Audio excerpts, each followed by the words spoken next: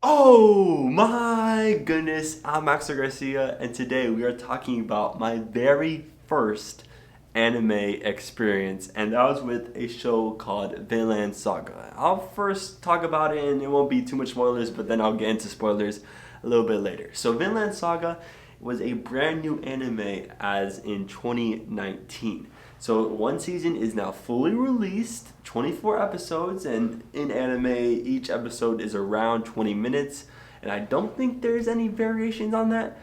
So that leads me into talking about like my expectations with anime. So I have a friend group, and they are obsessed with anime, and I've been like really good friends with my friend group for about like 5 to 6 years, and they've always been like constantly talking about their love for anime.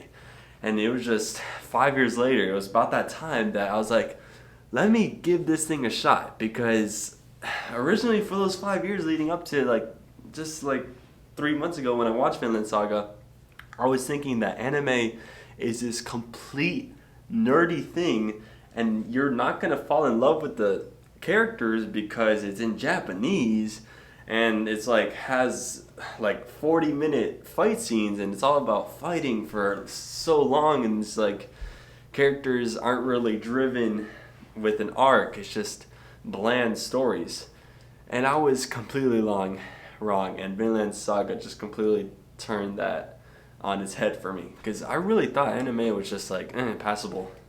You never need to watch anime ever. But honestly, I recommend everyone just watch an anime series, see if you like the style. Because honestly, I didn't think I was gonna like the animation either. Like, of course, you got the U.S. animation styles, such as like the Clone Wars, Gravity Falls, like SpongeBob, even. All those things are nowhere near like the animation style of anime, so it's different. It's very different, but different is okay. So I even have a friend that only watches anime. I don't know about that. You want to mix it up a little bit, but so far, my first impression of anime was perfect. So now let's talk about the series Vinland Saga. I watched the full first season. So now this is where we get into some spoilers, and I'm just going to talk about the wonderful experience that I had with it. So first of all, I watched Vinland Saga on Amazon Prime Video.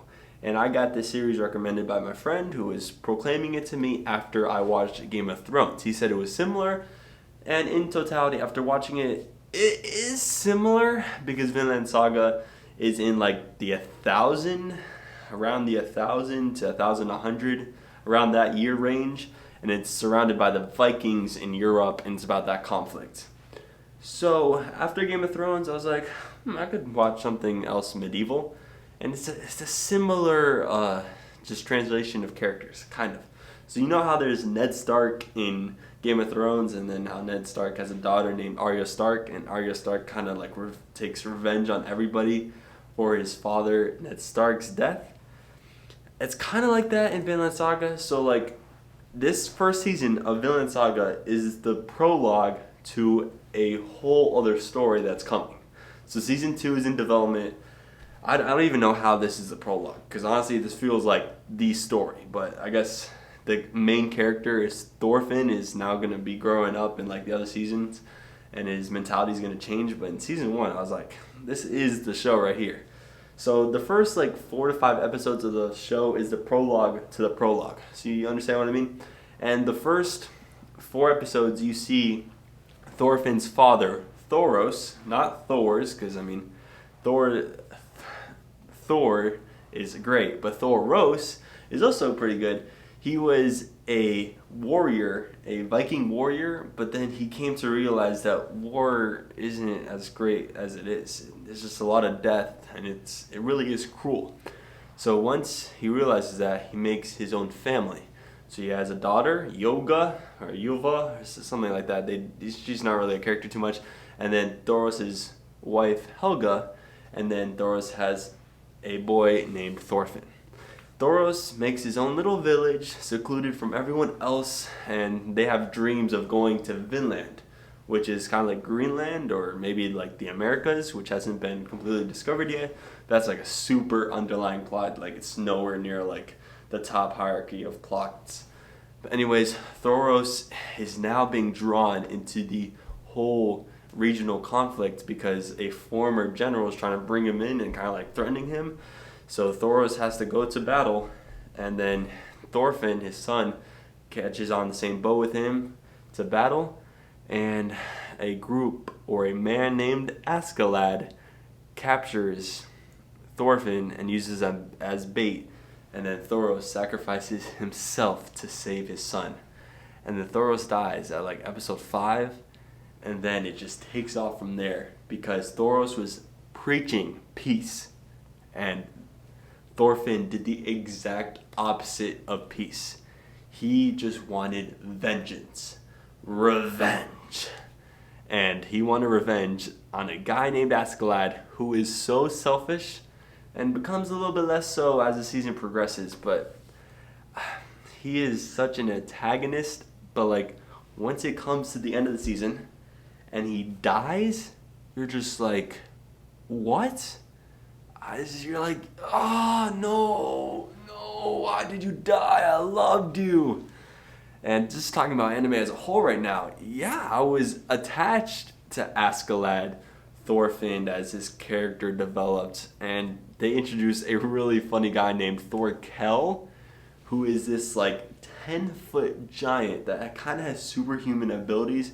He could just like toss and axe like whew, like it's nothing. So what Askeladd and Thorfinn do, they have a little clan of like 100 warriors, and they go from place to place, raiding villages, attacking with other Vikings, I guess, or other English people. Like, they don't really explain like the history too well, I gotta admit that, but the characters, they are it. And since Askeladd killed Thoros, Thorfinn's father, Thorfinn just wants to duel with Askeladd and kill him to get revenge. And Thorfinn literally never wins a fight. He fights like Askeladd like 4 or 5 times, and he never wins. And you as like an audience is just like, oh, this is for sure gonna be the one he wins, because that's how it works, right? The main character always wins, but in this one he doesn't. He literally never gets his chance to take revenge for his father. And just at the end of season 1, when you realize that, and he's dropping the dagger, and then you see the whole season like fade, like go like quick cuts on that blade. It's just like, wow, he just completely lost his opportunity to take revenge. And it's like, whoa. And I also forgot about this 4th character named like Prince Canute. And this is about a person who's kind of been privileged his whole life as kind of a royal person. But now, since some people died around him, he's going to have to grow up. And he did really grow up throughout the season 1. I didn't really like how quick he changed, though. He was just kind of like this instant in a moment of chaos. So I guess that brings you into a full-on man. But I really like the show. Especially like how Askeladd just has everyone around him fading. And it's just him and Thorfinn. And just Askeladd takes it among himself to kill Canute's father, and it's just like, wow, that solves all the problems in between Canute and his father, because his father was going to attack Askeladd's homeland, and Askeladd was like, no sir, I got nothing to lose. And it's like, I love how they have one episode just dedicated to Askeladd's background, and I actually do like that when a series, like in a show, does that. They give you little hints of the character, and then they just drop this episode bomb on you, giving a whole background. I appreciate that about a show, and Askeladd is just very knowledgeable. Even though he is selfish, he just wants some golden glory. At the end of the day, he does teach some lessons about life to Thorfinn in a weird, just lunatic relationship. It's just the twisted relationship that they have. It's just, Thorfinn's losing every time. It drains on your heart. And he's like torn, dislocated shoulder, and he's like, oh, he still wants to fight. It's just like, man, stop, chill. Your father's dead. You just got to realize that. And then at the end of the season, he finally does. And I'm excited for the next seasons to come for Vinland Saga. This anime series was so far really good. It's almost won anime of the year last year. I know Demon Slayer I think won it. There's so much anime that I've now realized that I could potentially watch. And I definitely will watch now more anime series because I appreciate the art form or the content form. But Vinland Saga, really good. Definitely one of my top 5 shows ever. It's similar to Game of Thrones, but just has a different character, environment, and kind of the same historical setting.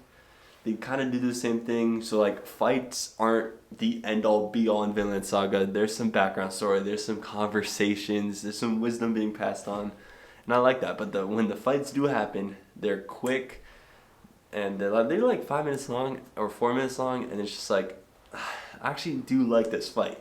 So it's not like Marvel or like the Avengers, which is like kind of the only previous experience I had with fights. And now I'm open to other anime. So I've heard like popular anime as like Naruto, and you got like Dragon Ball out there. So much other anime I could watch, and I'll probably start my journey of anime. So number 1, Vinland Saga. That's a check. Very excited for the next seasons. All right, thank you for watching. Thorfinn, he's the best, and Askeladd, oh my gosh, the best antagonist. All right, make sure you bless him. Peace out.